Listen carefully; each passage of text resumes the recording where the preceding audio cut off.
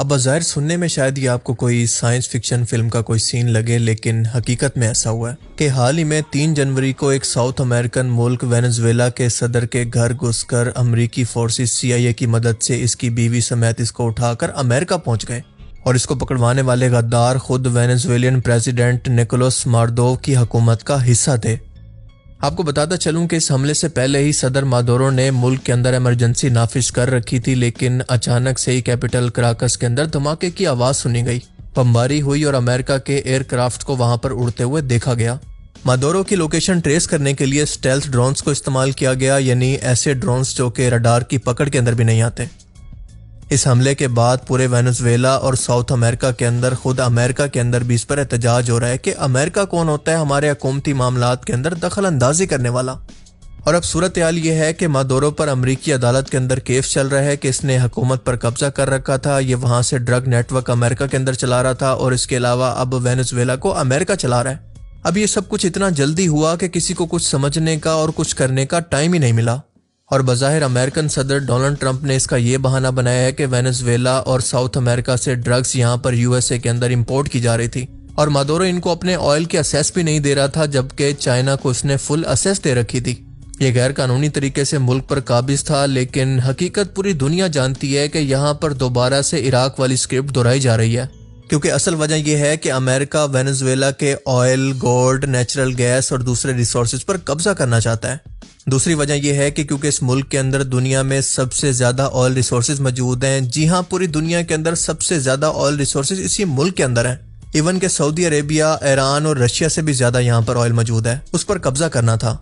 और दूसरी वजह यह है कि इसने अमेरिका को छोड़कर चाइना को अपने ऑयल और एनर्जी की एक्सेस दे रखी थी, जिसकी वजह से चाइना आर्टिफिशियल इंटेलिजेंस और एडवांस नैनो टेक्नोलॉजी यानी चिप्स के अंदर अमेरिका को पीछे छोड़ रहा था। और ये सिलसिला अब काफी हद तक रुक जाएगा, क्योंकि अब चाइना को ये एनर्जी बहुत सस्ती नहीं पड़ेगी और इसकी कॉस्ट कई गुना तक बढ़ जाएगी।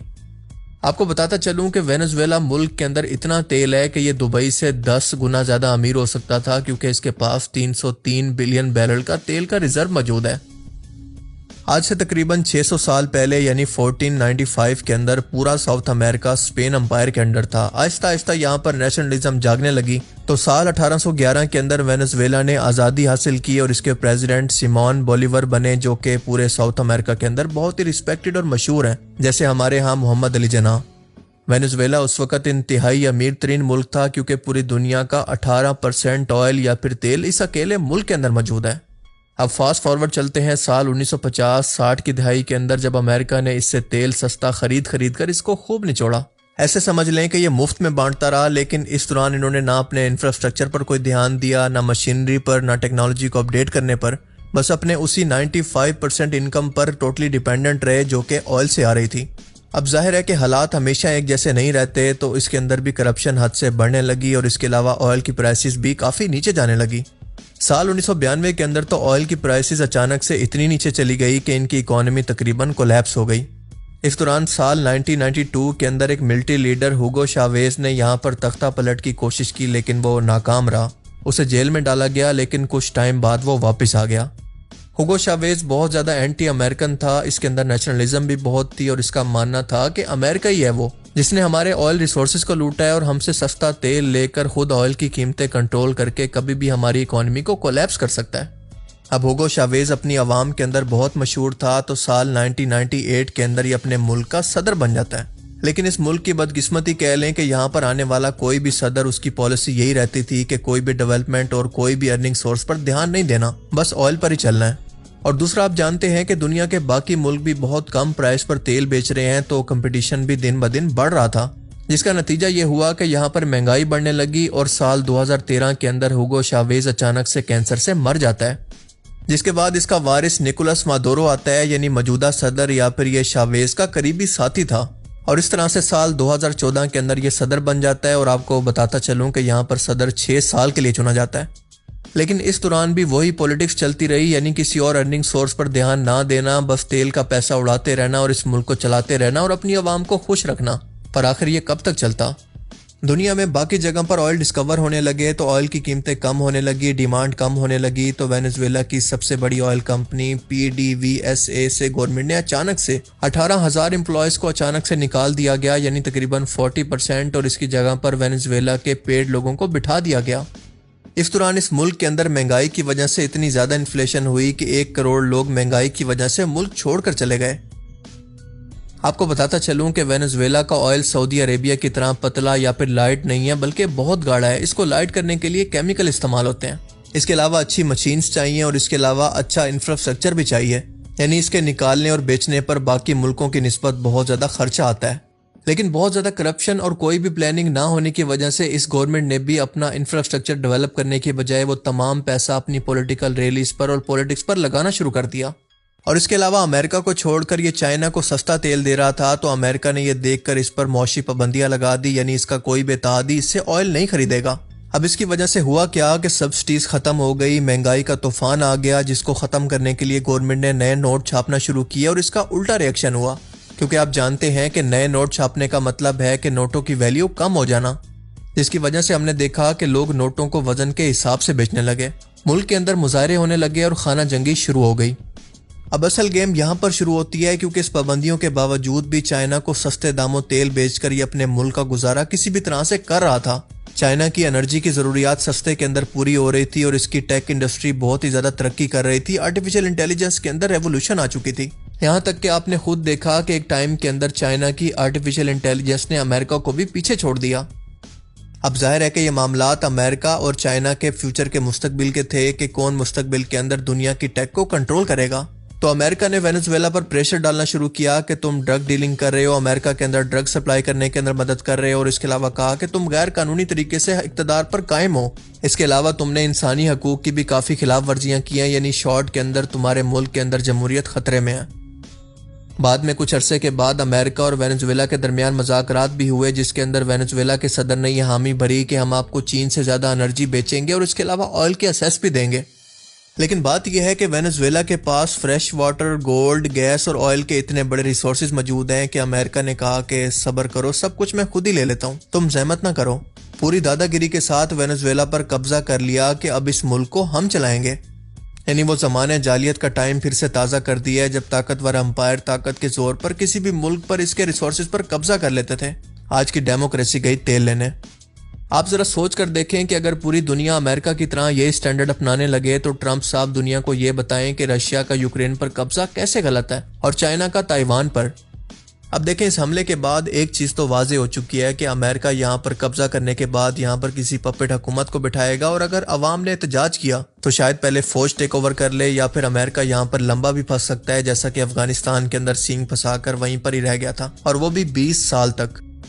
लेकिन दूसरी तरफ वेनेजुएला के सपोर्टर्स की बात करें तो चाइना और रशिया, जो कि वेनेजुएला के साथ और इसके सपोर्टर हैं, जाहिर है कि इन दोनों के अपने अपने मफादात हैं और वो इसकी ज़बानी कलामी ही सपोर्ट कर सकते हैं, जंग के अंदर इसके लिए हिस्सा नहीं ले सकते। क्योंकि भाई चाइना बहुत स्मार्ट है, उसका फोकस इकोनॉमिकल वॉर है कि वो जितना हो सके टेक के अंदर अपने मुल्क को आगे लेकर जाए, इकोनॉमिकली तौर पर अपने मुल्क को स्ट्रॉन्ग करे।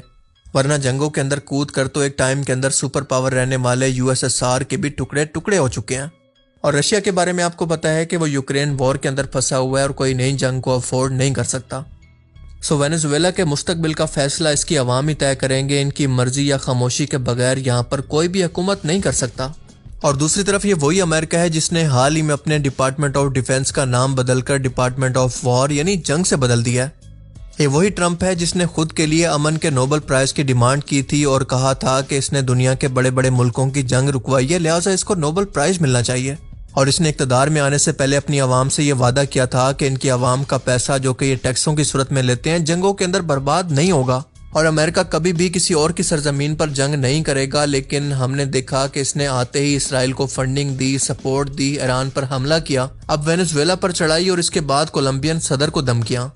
लेकिन दूसरी तरफ ये ना यूक्रेन रशिया जंग रुकवा पाए और ना पाकिस्तान इंडिया के अंदर कोई सालसी बनकर लॉन्ग टाइम अमन करवा पाए। अब जब से वेनेजुएला पर यह हमला हो गया है तो सेम वही प्रोपेगेंडा करने वाला मीडिया एक्टिव हो चुका है जो कि इराक वॉर के वक्त भी एक्टिव हुआ था। इसराइल फलस्तीन वॉर के वक्त भी ये इसराइल की फेवर के अंदर रिपोर्टिंग करता है। देखें, ये बात सच है कि निकोलस मादुरो एक करप्ट शख्स है, इसने अपने मुल्क के अंदर कोई डेवलपमेंट नहीं की, लेकिन दूसरी तरफ आप देखेंगे कि ये वेस्टर्न मीडिया ये प्रोपेगेंडा शुरू कर चुका है कि हम इसकी कैरेक्टर असैसिनेशन होते हुए देख रहे हैं और पूरे वेनेजुएला मुल्क को ड्रग डीलर नेटवर्क का हिस्सा बताया जा रहा है। बताया जा रहा है कि यहाँ पर जमहूरियत खतरे के अंदर है और इसके अलावा यहाँ पर इंसानी हकूक के भी काफ़ी मसले हैं। और यही वेस्टर्न मीडिया पूरी दुनिया को ये कायल करने की कोशिश कर रहा है कि अमेरिका का ये हमला कितना जस्टिफाइड था और कितना ज़रूरी था। मतलब ये वही पुराना घिसा पिटा स्क्रिप्ट है जो कि दोबारा से दोहराया जा रहा है, यानी जैसा कि इराक में हुआ था।